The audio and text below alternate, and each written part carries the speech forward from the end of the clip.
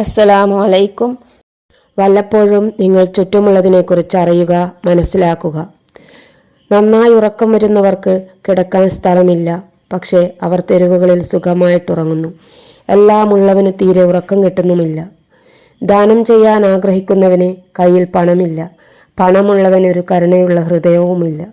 ഈ ലോകത്തെ ഏറ്റവും സുഖമുള്ള ഒരു കാര്യമാണ് പാവപ്പെട്ടവനെ സഹായിക്കുക എന്നത്. കാരണം സഹായിക്കുന്നവനും സന്തോഷം, സഹായം ലഭിച്ചവനും സന്തോഷം, അത് കാണുന്നവർക്കും കേൾക്കുന്നവർക്കും ഒക്കെ സന്തോഷമുണ്ടാകും. അപ്പോൾ സഹായിക്കുന്നത് നമുക്ക് സന്തോഷം മാത്രമേ ഉണ്ടാകുന്നുള്ളൂ. ഈ ലോകത്ത് ഒരു പാവപ്പെട്ടവനെ സഹായിച്ചതുകൊണ്ട് ഒരാളും നശിച്ചു പോയ ചരിത്രമില്ല. അവൻ്റെ സമ്പത്ത് ഒരിക്കലും ചുരുങ്ങിയിട്ടുമില്ല. അവരുടെ സമ്പത്ത് വർദ്ധിക്കുന്നേ മാത്രമേ ഉള്ളൂ. ഇന്ന് മനുഷ്യന് വലിയ വീടുകളുണ്ട്, കൊട്ടാരങ്ങളുണ്ട്. എന്നാൽ ആ കുടുംബം വളരെ ചെറുതായിരിക്കുന്നു. 1 2 കൂടിപ്പോയാൽ 3 അംഗങ്ങൾ മാത്രമാണ് ഉണ്ടാകുന്നത്. വലിയ ബിരുദങ്ങൾ ഉണ്ടാവാം, ഒരുപാട് ക്വാളിഫിക്കേഷനുള്ള ആൾക്കാരാവാം, പക്ഷേ അവനക്ക് ഒട്ടും വിവേകം വളരെ കുറവാണ്.